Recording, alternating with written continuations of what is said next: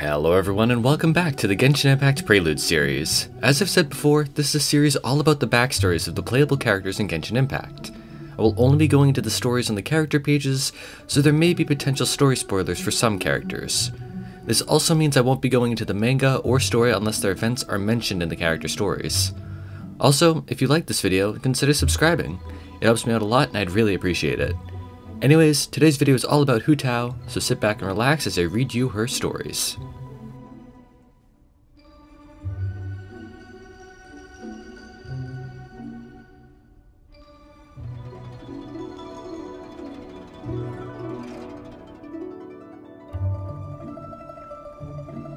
The 77th director of the Wangsheng Funeral Parlor, a young lady managing the parlor's operations. Despite her position, she's an amiable person who puts on no airs. Her antics are as plentiful as the sand on Yaoguang Shoal. She never ceases to shock people with her countless bizarre ideas. Hu Tao may seem like all play and no work, spending every free moment on leisure and being widely considered a laissez-faire business owner. It is only during funeral ceremonies, when she personally leads her undertakers through lamplit alleys, that she shows her dignified and solemn side.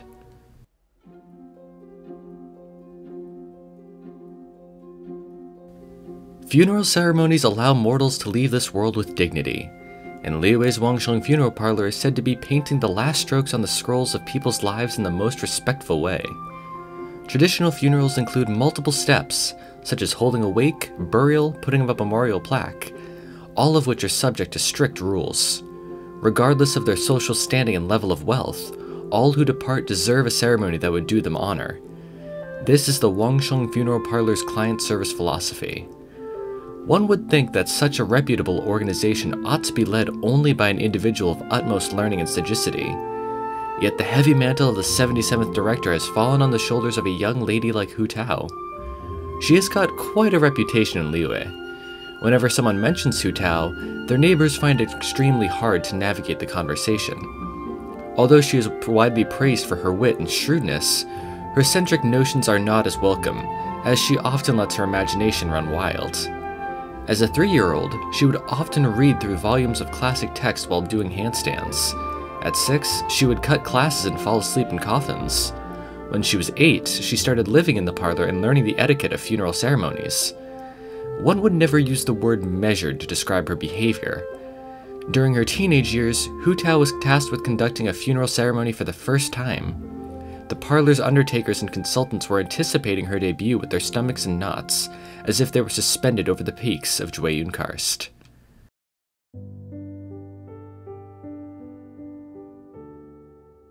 Fortunately, Hu Tao treats the parlor's operations with the utmost importance and is always looking to grow her business. At the Wangsheng Funeral Parlor, the living give us more to see the dead on their way. We have a responsibility to both parties, so we gotta make sure both sides are happy. When it comes to the parlor's rules, Hu Tao knows them all like the back of her hand. Each day when the parlor closes its doors, Hu Tao invites consultants from different walks of life to pass their teachings on to the undertakers. The funeral tradition is like science. It cannot be performed based on impressions and personal habits. Of all the lecturers, Zhang Li is the most revered one. As such, his lessons have proven to be the most effective in cultivating the competence of Wangsheng Funeral Parlor's undertakers. Despite often being teased by Hu Tao due to his old-fashioned style, he is also the person that she trusts the most. Apart from that, Hu Tao always instructs her undertakers to respect their clients' wishes and not insist on any particular form of funeral. Some clients want nothing more than a peaceful ceremony, some opt for a more lively style event. There are also wealthier clients who would request a funeral arrangement of the most pompous kind. The services we provide have to be tailor-made according to the client's needs. Ever since Hu Tao took over, the parlor's operations have been solid and reliable, with ceremonies conducted so tactfully that quite a few superstitious people in Liyue have changed their attitudes toward funerals. Even so, Hu Tao still has a tendency to wander off, disappearing as soon as her undertakers are busy listening to lectures. The hobbies and interests of this young director are just as eccentric as her personality, and yet it is difficult to say with certainty if those activities are of purely leisurely nature. Hu Tao's shadow can be seen in the moonlit docks or at the highest, most precarious viewpoints in the mountains, where she's likely to take in the scenery and shape her thoughts into beautiful poetry. She loves to roam freely at night, looking for inspiration. When it strikes her, no matter where she is, she cannot help but compose a poem on the spot. If they are particularly lucky, the traveling merchants taking respite around Hogwang Stone Forest can spot a mysterious girl keeping herself amused in solitude. Hu Tao can play a 4-player card game accompanied by no one for hours on end. That said, the joys of engaging in such activity remain a mystery to all but Hu Tao herself.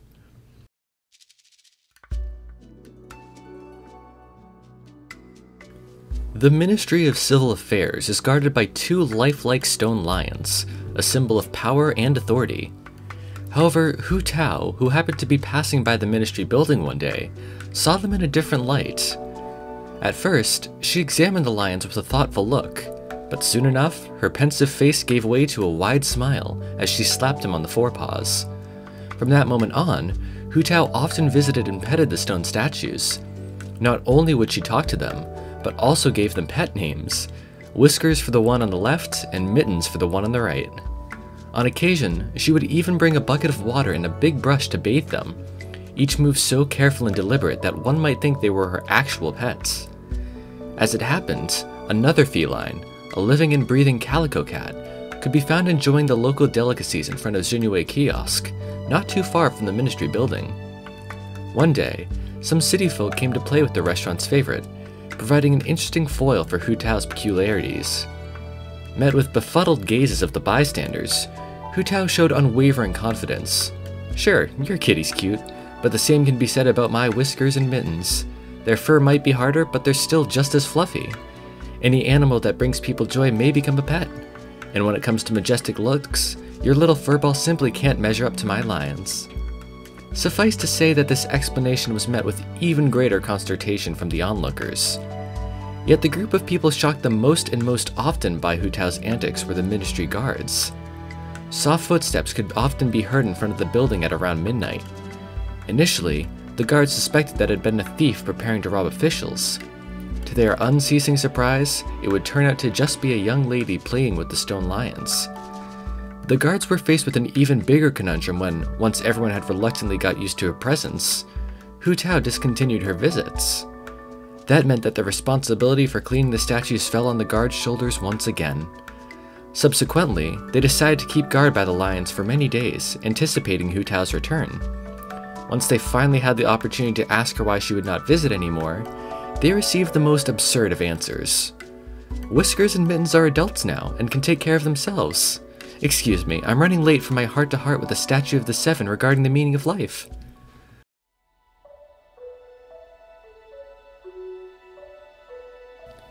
Not long after her initial meeting with the little zombie, Hu Tao decided that, as her self-proclaimed true friend, she should grant Chi-Chi eternal peace. Hu Tao would go on to kidnap Chi-Chi several times following much deliberation in every instance, including calculating the most auspicious time for the ceremony, aiming to follow the standard procedure of cremation, after which she would place Chi-Chi in a tomb on the outskirts of the city. In fact, she would have succeeded already if not for Baiju's timely interventions. Each time the Boo Boo Pharmacy's owner managed to catch up with them, Hu Tao had already had packed Chi-Chi in a bag, with only her head sticking out, staring in utter confusion as Hu Tao was vigorously digging a hole for the pyre. Afterwards, Hu Tao sent Chi-Chi an apology letter, in which she expressed deep regret that she had not been able to lay Chi-Chi to rest fast enough. In Hu Tao's eyes, Chi-Chi passed away a long time ago, but has been trapped in this world and cannot free herself from her eternal suffering. Baiju, for his part, had grown ever more relentless in pursuit of eternal life after meeting Chi-Chi. This act of defiance against the cycle of life and death was unacceptable to Hu Tao. She wanted to bury Chi-Chi not only out of consideration for her friend, but also to restore the natural order. But Chi-Chi could not disagree more, as she was afraid of death and disliked Hu Tao for her attempts. Because the struggle between Hu Tao and her had gone on for so long, Chi-Chi has experienced a breakthrough. She has started to remember places where she might hide to avoid being captured by Hu Tao. Perhaps it was due to those desperate survival efforts that Hu Tao decided to do something unusual and dig deeper into Chi-Chi's past. The story of her accident and the mystery of the Adepti. That series of coincidences filled Hu Tao's heart with hesitation. Since Chi-Chi's will to live is so strong, she should not be forced to move on. Given the circumstances, she could only be treated as a rare exception that eludes the natural laws. Ever since, Hu Tao's attitude towards Chi-Chi has changed drastically, to the point that she would pamper her. Unfortunately, the damage has been done, and Hu Tao has become Chi-Chi's bugbear. The little zombie may need several years more to let go of her grievances.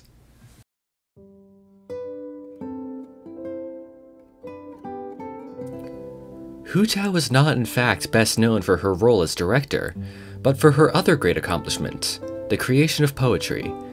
She dubs herself the verse monger of the darkest alleys, and free verse flows forth untamed from her mouth whenever she has free time to be out in the streets. The Hilla-tune is Hu Tao's most famous work, well loved not only by the people of the harbor, but ever on the lips of children as far as Qingce village as well. Hobbyists and critics alike were greatly surprised by the simple but profound originality of the Hilla-tune and its creation, and went to Wanwen Bookhouse in droves to search for the works of this great poet. Unfortunately, Hu Tao's anthologies, named Fiddlesticks and Of Common Lives respectively, have yet to be published. Xingqiu, ever immersed in books, also wanted to meet this strange person, and so he chose an auspicious date to visit, bringing a gift with him. The two hit it off immediately, and they exchanged pointers and impromptu poetry in Wangsheng's main hall. And when faced with the poetry of Xingqiu's traditional artistic bent, Hu Tao could always return in kind with some strange and marvelous verse. And there was meaning in the chaos indeed, a rhythm to the bizarre that anyone could perceive, and it was catchy too. Thus did she beat the old master with untrained fists, leaving Xingqiu at a loss for words. At length, the poetic spar ended amiably, and they have been friends ever since, reading and composing poetry with one another when they have the time to meet. Over time, Chang Yun too was pulled in to serve as an umpire, their laughter filling the streets. The poems born from these sessions would also be recorded by bystanders. If ever you should hear a pair of matched verses, one strict and the other playful, you are most likely to have heard one created jointly by Hu Tao and Xingqiu.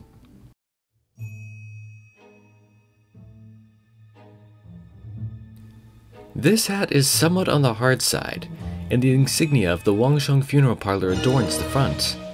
It is said that this hat was passed from the 75th director to Hu Tao. However, that director was large, muscle-bound, and had a head at least 2 sizes larger than hers. Ultimately, Hu Tao had to spend an entire day and night to modify the hat with her own hands, such that its dimensions would fit hers. When she meets others, she tells them, "This hat is magical, upholding good and repelling evil, and is a bringer of peace." The Undertakers laugh and leave it at that, but the 77th director clearly does treasure that hat. No matter the rain or storm, or if Hu Tao returns late covered in muck, that hat will remain spotless and clean. The plum blossom that adorns the side of the hat is plucked from a plum tree that Hu Tao planted and grew herself. Its creation process is as follows: pluck and air dry, then paint, lacquer, and outline carefully before sun drying for 3 days, and voila! A beautiful accessory, soft to the touch and bearing a delicate fragrance.